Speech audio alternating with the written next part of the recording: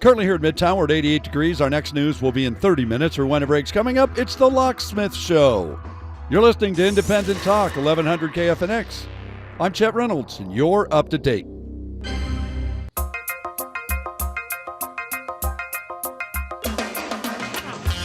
The call-in numbers for today's show are locally 602-277-5369. That's 602-277-KFNX.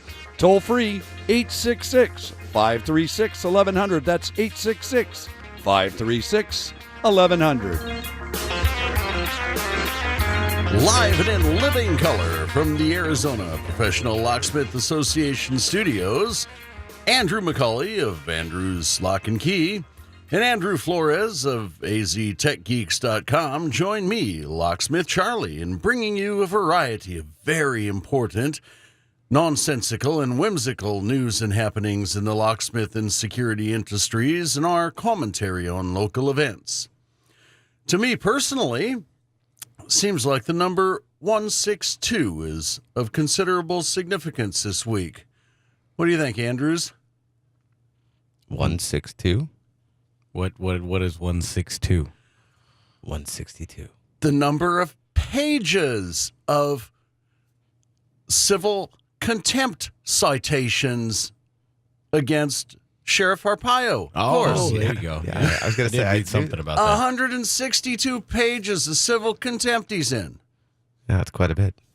Well, what about the $54 million that's cost Maricopa County? Right. Unrecoverable Already. But I do believe that, Joe, look, I'm going to give you a word of unsolicited advice, which is worth exactly what it is. You're going to pay for it. If you run over and talk to Judge Snow real nice and say, look, I'm sorry, I'll give back a little bit of the money. Please don't throw me in jail. Maybe, just maybe, he won't slap a pile of criminal charges on you that you really deserve. Maybe not. Wow. But we all know how well law enforcement types do in the pokey, don't we? Yeah, not real well. I don't think he'd do real well if he was in his own area. But this is a federal offense, so he'd be in a federal place. Yeah, he'd get transferred to Quantico or Leavenworth or somewhere. Yeah. Get to go play tennis all day long. Too bad he can't stay in Tent City a night or two. A year or two, you say? A year or two would be great. I was thinking a night or two. Yeah, he'd probably drive himself mad in a night. Hey, or wait two. a minute. Do they have a federal facility in Alaska? Maybe they could make a tent city in Alaska for Joe. Oh, yeah. Or maybe in Antarctica. Don't we have a little area down there that we can run our people to? Or maybe they could reopen Gitmo for just a little while. I don't know. I'm just Mr. Silly here. I do know that Andrew wanted to talk about our association activities and what we're trying to do here. So what's going on? Well, Andrew and I have been working really hard last week on trying to get a letter together to mail to the local locksmiths along email. We don't really mail much anymore, but email to local locksmiths as well as make some phone calls.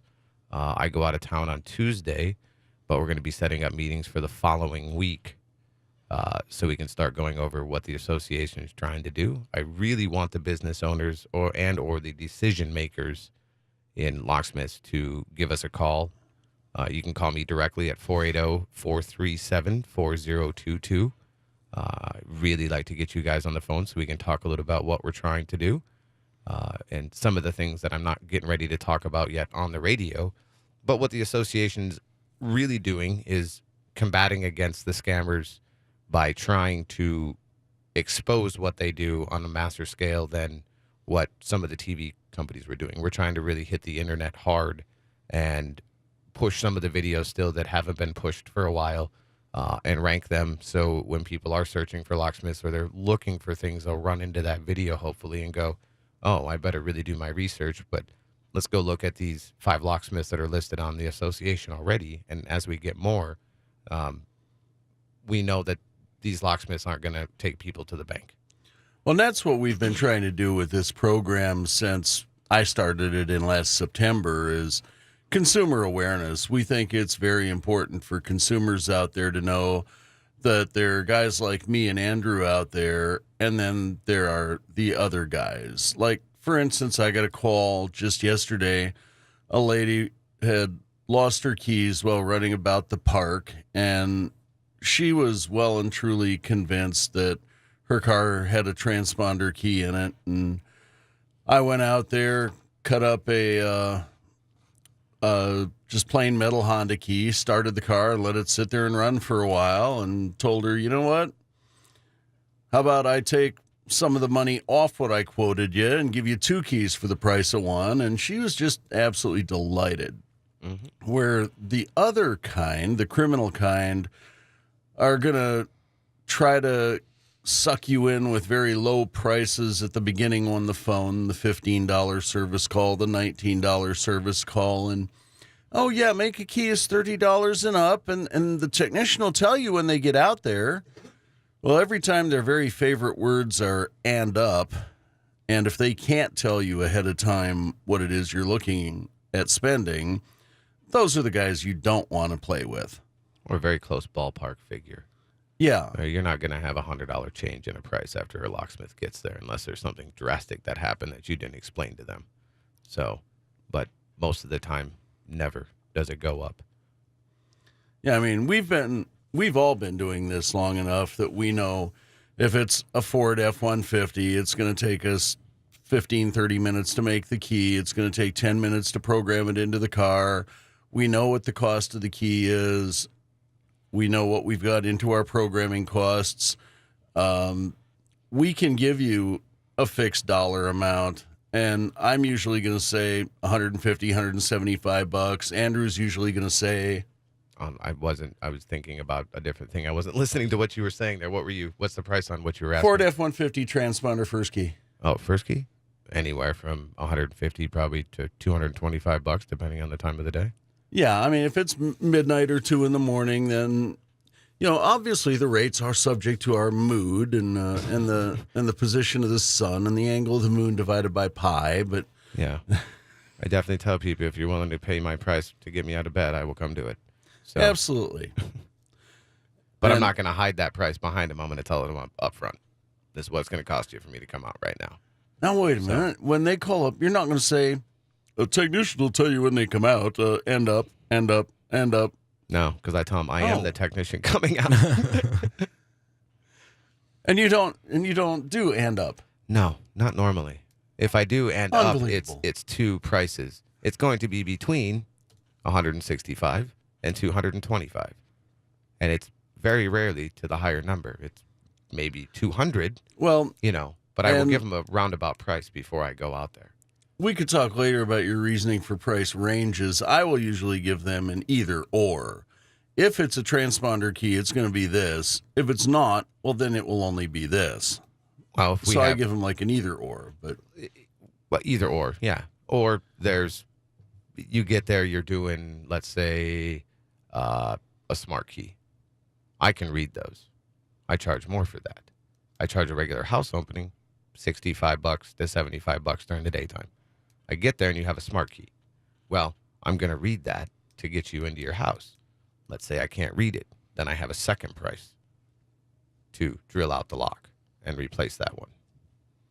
So you have up to 3 different prices. So if somebody says they have a smart key, it's going to be this, or this.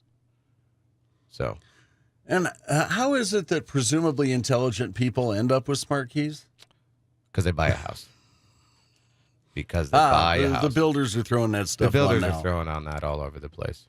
You know, I see it on builders. I see it on rental properties. I see a cross between, old Kwikset and this Kwikset all the time. You get to a house and you could have all pin and tumbler locks and 2 smart locks. Or you could have 2 pin and tumbler locks and 20 smart locks on a house. So if you run up to a house that's got all of Schlage's plus imitation of the smart key, how do you get in? How do I get in? Good question. How is it locked? Deadbolt. Deadbolt. Okay. I was going to say, I do have the F-Series tools to get around some of Now, that. a friend of mine once told me if I cut a bump key for those and just bump them. You can get one to bump over. Then you can take the cylinder out, slap it upside down, stick a blank in it, and start reading it. And once you get all of them lined up, then you just keep going down a depth, down a depth, down a depth, and then you got a key that works everything, and then you're good to go. And I've got a pile of those blue changing keys because I bought all the ones they had left. I was going to say I've got quite a few of them. So we're just about to take a break, ladies and gentlemen. Once again, the call-in numbers are 602-277-5369 and 866-536-1100. And we'll be right back. Or so they tell us. Coming up.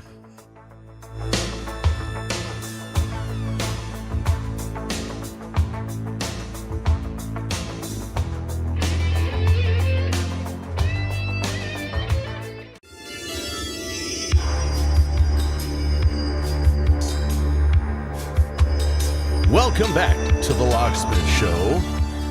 We're just poking around the internet here and seeing things like in San Angelo, over $20,000 worth of locksmith equipment stolen.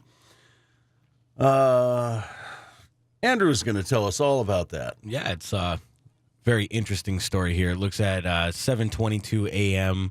This is back on May 10th. The San Angelo Police Department received a burglary occurrence and went out to find that a pop-a-lock vehicle had been broken into. The vehicle itself wasn't damaged, but there was about $20,000 worth of equipment that was stolen. So as the CSI team came out and did its investigation, there was no arrest made directly at the incident, but later on, they ended up tracking down a 17-year-old, Lupe Martinez Chapa III, it looks like, who also had an outstanding murder warrant in Temple. So he ended up getting picked up by the Temple law enforcement in regards to that. Looks like in total, 16 people were arrested where he was staying at in Temple. So he got 2 criminal trespass, 1 criminal mischief, 1 disorderly conduct, 2 driving on an invalid license, 2 ice holds, 1 assault cause of bodily injury, 1 DWI, and 1 credit or debit card abuse. He's such a nice-looking lad. How does some poor child like this end up? Now, you're not going to go out doing murder and breaking into pop-lock trucks, are you? Hopefully not. I'm sorry, what's with hopefully? Hopefully not. You never know. No, Someone could- you do know. Never know. You do know you're not going to go Uh-oh. break into other locksmith Well, yeah. vehicles. Well, we need to do a When little you're more 17 years old. indoctrination. I think can we tell. need to. When you're 17 years old and you have like a murder warrant out, then you're not somebody. It's not you doing that. There's somebody else above you. No. No, it means Just him by himself. Yeah. apparently it means your parents have not trained you well. Yeah. So I can tell we need a little more Yeah, indoctrination. I think so. Get rid of that hopefully part. And murder? No, that's Yeah, no, outside of no. my boundaries. Yeah, Thank you. Definitely outside of my boundaries as well. I mean, really, I know how we can take care of this whole locksmith scammer thing quick, fast, in a hurry. All the ones that advertise $15, $19, we call them out to a lockout at South Mountain Park, bust out a shotgun and blow their head off, and then what? Then we spend the rest of our days in jail. Then God isn't going to like us very much anymore. No. We spend eternity in hell for our good deeds here on this planet. Well, here we are. Oh, wait. Hey, we live in Arizona. Isn't Exactly. That close That's enough? what I was saying. Yeah. So I'm trying to escape the heat next week. So Yeah. no, you're going right smack dab in the middle of it, Yeah. and if you add about 187% of humidity, yeah. But I will be in the ocean. you're taking yourself right to torture next week. It's 20 degrees, 30 degrees hotter here than it is there right now. Hey, if you want to pass up that torture, I'll take it all over. Yeah. No problem. So much torture. You know, if you're not careful, What? I might not come back. I might just surprise you. Oh, no, don't do Oh, that. jeez. I'm going to be in the middle of the woods and nowhere. Rainforest. Was that a thought they Sasquatch? were- No, it's Locksmith Charley. I thought they were deforesting all the rainforests. I hope, hopefully not. I saw some beautiful pictures. Well, I don't know about there, but I do know like the Amazon rainforest in Brazil. They've been doing they're that just for years. deforesting the Taking heck them all out of down. it. Yeah, those are flatlands nowadays. That's sad. So what else have we got to? We talk about Kimi yet? No, we have not. We Who? brought this up a little while ago. Kimi. Key.me. Key.me. Oh, that one. Key.me is a company that allows you to is it an app? It has an app, yeah. So Key.me, it's basically kiosks like you've been seeing around that cut keys, although this one is connected to both the Apple App Store and the Google Play Store. Basically, you can snap a picture of your key or take your key to one of these kiosks. It will go ahead and read the key cuts for you and place it in a storage. From there, if you lose the key, you can access the app, have a key cut, and go to the kiosk to pick up that key, as well as, let's say, your grandma has the key on her keychain and you've lost your keys. Your grandma can download the app, take the picture, and have that key sent to the nearest kiosk to you for you to get a house key or car key. I think that in itself speaks of how many flaws are possible. A lot of flaws. Yeah. It sounds like a great idea, but sometimes great ideas don't always work out. I wouldn't personally want my key cuts to anything I own to be eligible to be taken a picture of and sent somewhere, and being able to find out that it came from me or one of my children or, The first thing that came to my mind on this was the Target heist. And all that it took was for one executive to be using an easy password, and a hacker gained access to their computer system and took millions upon millions of name, address, phone number, and credit card numbers from Target customers.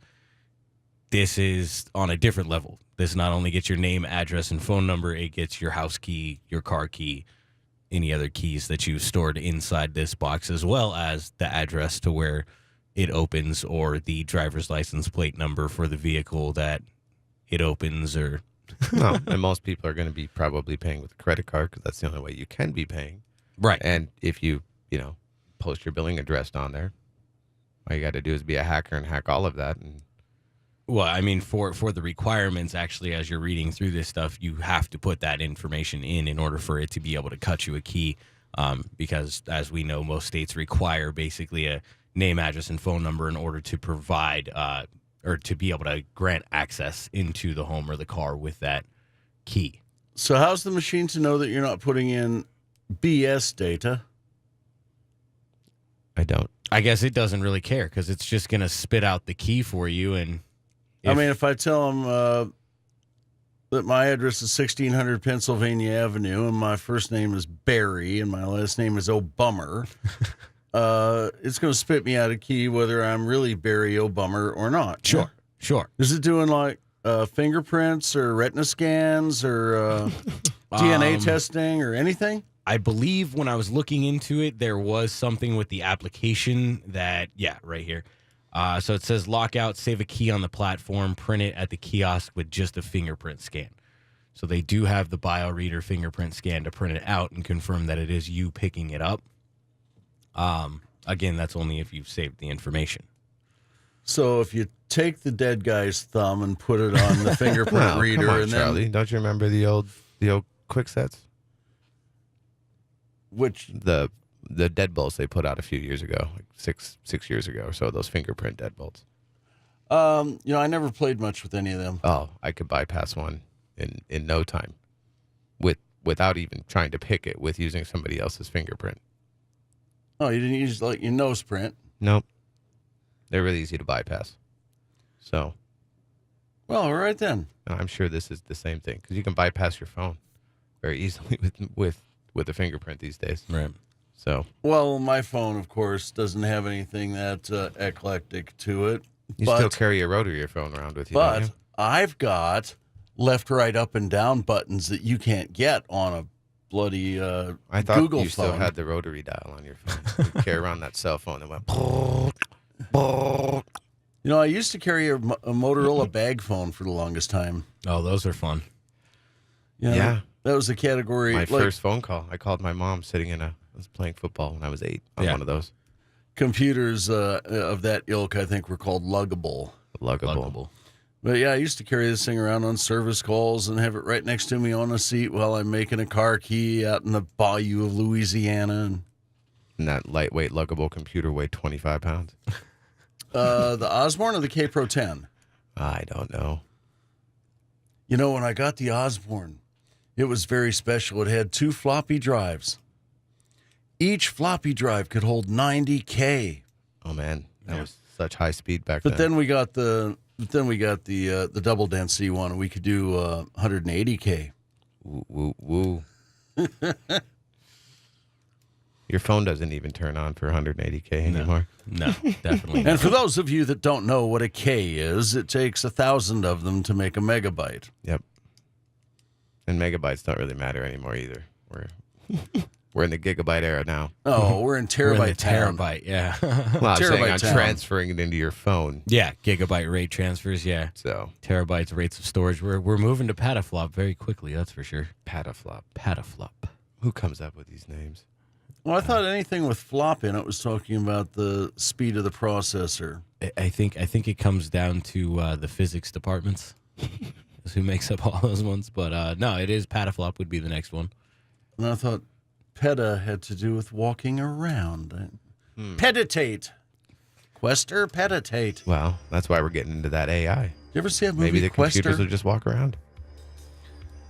Well, we're being told that we got to shut up for a minute so that the commercials can play and we can get local news and weather.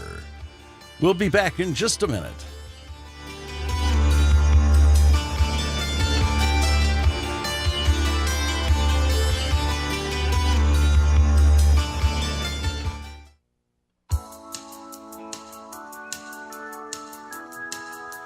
Welcome back to the Locksmith Show on Independent Talk Radio, 1100 KFNX. Seems like the Carolinas are confused. They can't seem to get on the same page. North Carolina has got locksmith licensing, and along with a bunch of other types of businesses, they're trying to get rid of the licensing for locksmiths. And South Carolina doesn't have locksmith licensing, and they're trying to get locksmith licensing to keep the sex offenders and the criminals out. And once again, the question comes up, is licensing good? Is licensing bad? And whether licensing is good or bad, what possible use in the world could it be if there's no enforcement once licensing is put into place? Oh, I think somebody makes money then. That's how that works. Well, they're not even making money, really. Like California, I pay them $45 every 2 years. Okay. I've seen some other ones that are $100.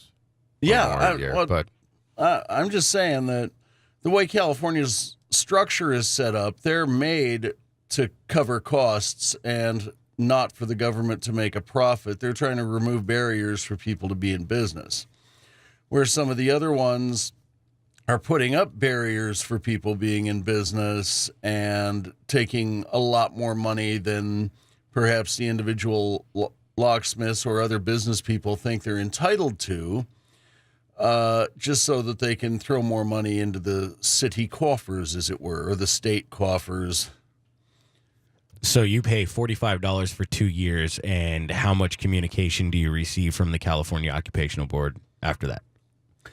It's what I call the BS department. Right. It's a subdivision of the Department of Consumer Affairs. They call themselves BSIS, or the Bureau of Security and Investigative Services. Okay. I just shorten it a little bit. It's the BS department. I have actually signed up for a newsletter or two from them. So now whenever they have hearings, I will get a newsletter and a PDF file, and I know the names of all the security guards who are being declined and whose licenses are being taken away for cause and automatic suspensions. And Don't know what that has to do with locksmithing, and I don't know why California doesn't do, as I've suggested, make under the Department of Consumer Affairs, a Bureau of Locksmith Licensing and Enforcement. Right. Because that bureau would have only one set of people to deal with, where the BS department has got 8 investigators to keep track of, security guards, all their guns and all their batons, because each one of those is a separate license. Right. Repo companies, alarm companies, private investigator companies. I believe there's 8 different fields that they cover with their 8 little non-police officer investigators. Okay. And now, specifically in regards to the enforcement of it all, what would you like to see for enforcement, so to speak? Auditing, or what kind of are we looking for there?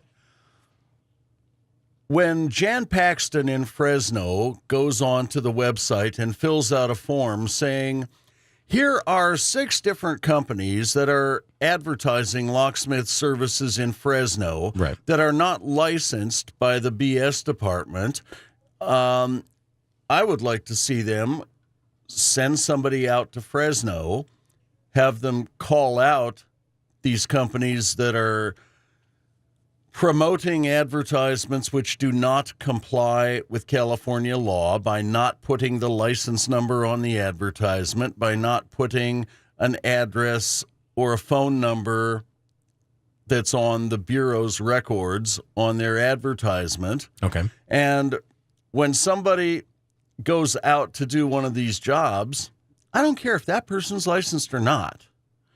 If they're licensed, they are still in a criminal conspiracy with the non-licensed people placing those ads. And if nothing else, their overt act of coming out shows that they are part of that conspiracy by committing an overt act. And therefore, they need to get arrested for conspiracy. The other people need to be named as co-conspirators, and warrants need to be issued. Search warrants or subpoenas need to be issued to Craigslist and the other ISPs involved in whatever websites and stuff they have. And it's just that simple. And then once they have all this information, sending the information to either the state attorney general, one of the 58 California district attorneys, or, as I suspect, a lot of these websites are being run by Carmen Armis out of Michigan. Carmen, by the way, had a great deal to do with Run Local. Interesting. Yeah, Carmen, whether that's a he or a she, I don't know. But Larry Freeberg did an investigation on some of these websites, and there's apparently several hundred websites controlled by Carmen Armis, who in one state is a corporate secretary for Run Local Locksmith. In another state, she's a corporate, he, she, or it is a corporate secretary for Run Local Garage Door Repair. In another state, corporate secretary for Run Local Carpet Cleaning. In another state, Run Local this, Run Local that. I mean, this person is heavily Run Local related, still running hundreds and hundreds of websites, even though Mini Agababayev has supposedly run off and slapped a little sign on a door in the Dominican Republic to try to fool us that he's fled the country. Interesting. Okay, yeah. So, he's probably living in Carmen's basement or something. Or her attic. His, her, or its attic. There you go. I don't know. This is just craziness. Yeah, no, I definitely agree. I think I mean I'm not too certain on where my stance on, the licensing of the industry would stand. Obviously, I'm not a locksmith that has the years of experience that you guys do, but just off of the research that I've seen, there definitely needs to be some kind of regulatory or agreed regulatory board of ethics, something that has some form of enforcement on it. If it's not a self-regulating board, or if it's something that's controlled by the government, if it has to come to that, I guess. Well, you see, and this is my fear. And, Dave Ramsey and others say that you should not base your decisions and stuff based on fear. Never. But one of my biggest fears is somebody important, supposedly, put the important in quotation marks, high up in government, maybe a judge or a lieutenant governor, or somebody's daughter is going to be victimized in the same manner as Sky Johnson. Sure. Maybe here in Phoenix, it would be the mayor's daughter. Okay. Well, they're going to say, you know what? Once upon a time, tow truck drivers, empowered by the state to go take cars off of private property parking lots when they're not doing business with that company. Once upon a time, these tow truck guys were charging, $500 plus $300 a day storage. And so we took care of that. Mm-hmm. Now there's a maximum of $75 for the tow, $15 a day for storage or something. And now people are not going to be victimized. Well, one of my biggest fears is that the cities, the counties, or even the states is going to say, okay, now locksmiths, guess what? You've been very, very bad. Locksmiths can no longer charge a service call more than $50. Exactly. Locksmiths can charge a maximum of $10 to rekey a cylinder, $12 if the customer doesn't have a key for it, $60 to go open a car or a house, and then we're going to be stuck with the government doing our price fixing for us. Exactly. Yeah. You're going to be stuck with another book to go through to figure out how much you're going to charge for the job. Exactly. Now, I have talked to a few guys across the United States after our little video that Andrew and I filmed. And all of them say we need a much better association out here than we have alone, that we don't really have one out here where locksmiths get together. They used to.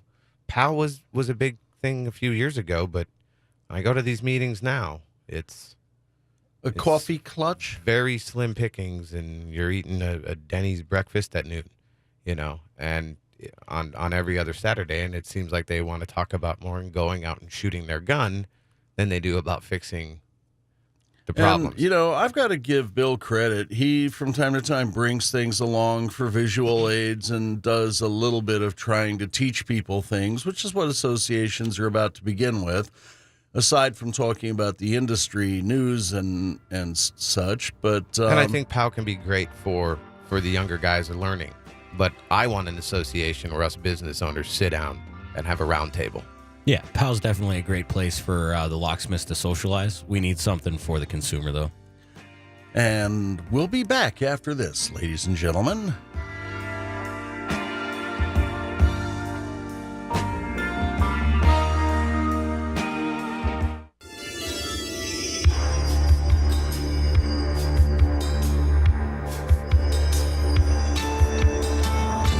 Welcome back to the Locksmith Show.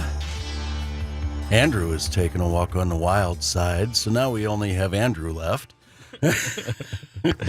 Yes. Yeah, the whole specter of licensing, I don't know. I think, much like a lot of things, I have what people would call insane or crazy ideas, like driver's licensing. Mm-hmm. I think we could go ahead and eliminate that. People have been driving for years and years and years, and they have to get around to get to work and stuff. I think it necessarily needs to be a right and not a privilege. Sure. And if people are really, really bad at it, well, then you impound their cars. If they're killing people with their cars, throw them in jail. But this whole business of using driver's licenses and traffic fines to extract so much money out of poor people that they can't possibly keep up, that's just insanity. And yet the infrastructure gets no better, I think, is where that too. a big issue comes in on that. I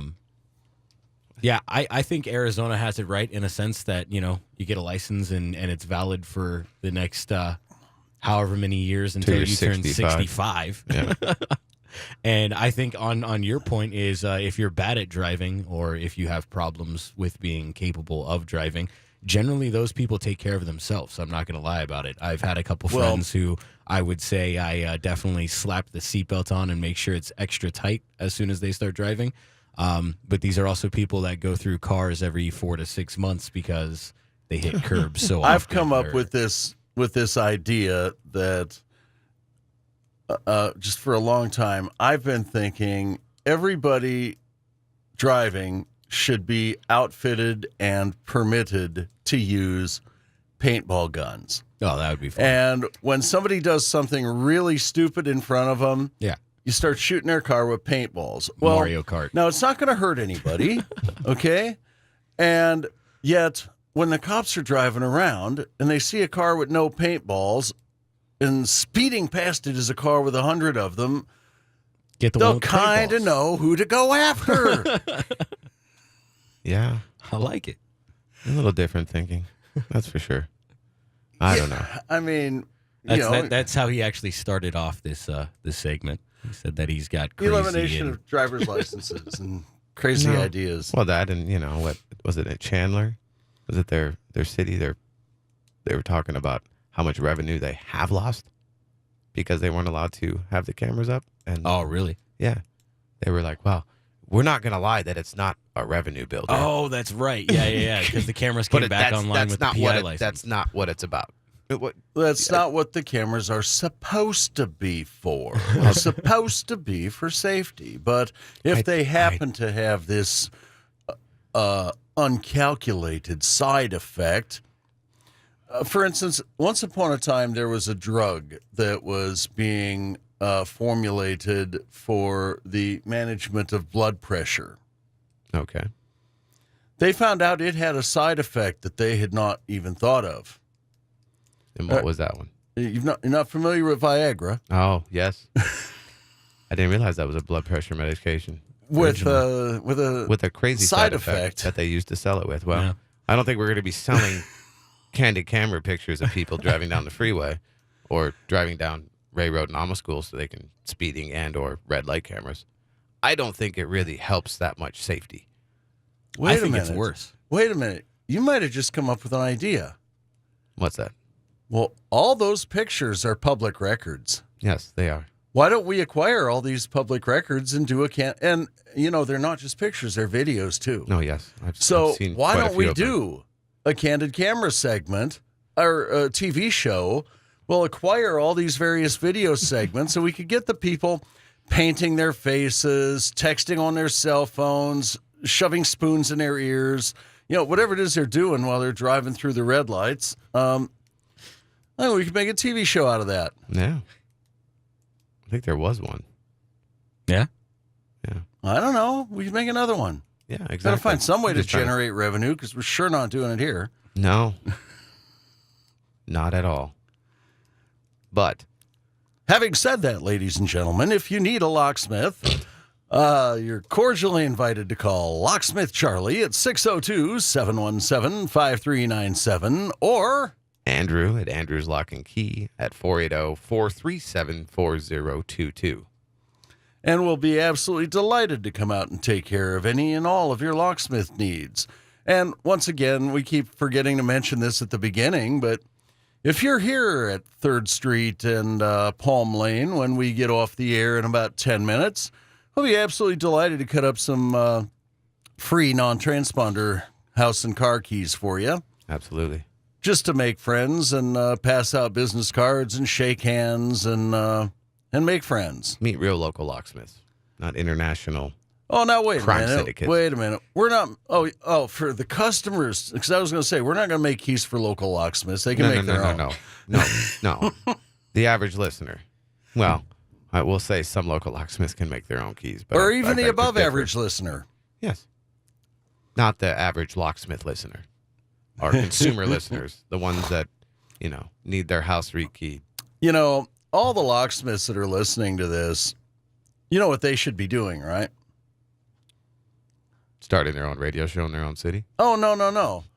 They should be getting all their stuff together so that when we walk out of here at noon, the barbecue tailgate party is already getting started out in the parking lot, and they've got lunch for us. That's what they should be doing. All you local law guys out there.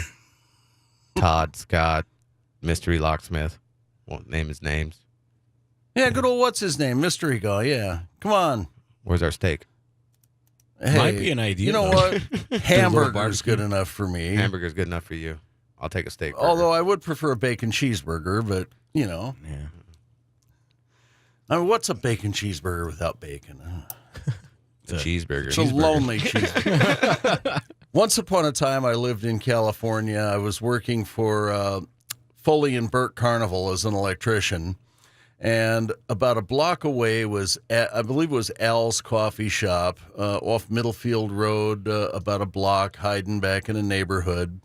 And they had the nickel cup of coffee and a sandwich that I'd never had before then or heard of before then. And it was a hamburger with cheese, and then on top was ham and cheese. So I called it a ham and cheeseburger. I forget what they called it, but it was a delightful sandwich. And back then it was only a couple of bucks, you know. Where now today your 5-cent coffee is now your $5 coffee. If you go to the wrong place with the green labels anyway. No, well, You get a cup of ice there. you get a cup of ice. That too. Hey, I drink nothing but iced coffee from there. So in this class action lawsuit, I want my coffee back. Did you hear about that? No. I've heard rumors that the fix for that is going to be coffee ice cubes, Oh, well, there you go. Even better. because then technically it's The still green, coffee. the green Smiley Girl cup is getting sued over their iced coffee as not being fully the ounces that they state on their menu board, because most of it's water. And then when they throw in the shots, those are not much more concentrated to make the levels equal out. It's to the fluid ounce. So the fluid ounce is actually only, instead of their 20-ounce fluid, is really only 12 of actual fluid, but they're claiming it's 20. Well, they say this thing from QT is 52 ounces too, but they don't say 52 ounces of But you what? fill it up. You fill it up with ice. Not usually. No, but you are the one doing it. Yeah, clearly. They're the ones pouring it in. So basically somebody's stating that they're getting ripped off because they're not getting the amount of coffee that they're paying for. Well, they're getting ripped off because they're paying $5 for a cup of stuff when the cup of stuff costs 35 cents to make. Exactly. It's the nominal price of the ice that's being put in the cup. That's the problem here, Charlie. The argument makes absolutely no sense. It's somebody else going on the whole, I can't sue anybody for it being too hot, so I'm going to sue them for there not being enough. I mean, unfortunately, it seems to be the way that the times are going, yet not in the way that we need it. When people are getting scammed out of hundreds of dollars, they go, dang, I'm not going to let that happen again. Hey, guys, I put a new offer on my website. What's that? I'm offering an opportunity for everybody to send me spam emails, junk faxes, and malicious code. Now, if you send me a spam email or a junk fax, my processing fee for that is only $250 per item. If they send me some malicious code, then there's a $10,000 charge for processing that safely into some junk folder. So I guess we'll see where prosecuting all that goes. There you go. That would be cool. Yeah, I think everybody should put that on their websites. And there's some of these people just make it so easy, putting their names and addresses on it and all like that. So that sounds like he's signaling us that we're close to the end. Time to go. Ending another Insane May 15th hour. edition of the Locksmith Show. Here live on KFNX in the Arizona Professional Locksmith Studios. So have a lovely weekend, a lovely week, and If you like my YouTube channel, please subscribe below. It's over here. I don't know. It's somewhere, anywhere. It's wherever they like to put it. I don't know. But thank you guys for watching. Please subscribe, tell your friends, share my videos. If you have any questions, email me, andrewslockandkeyaz@gmail.com, or don't hesitate to pick up the phone. I answer my phone all the time. 480-437-4022. Thank you, and have a great day.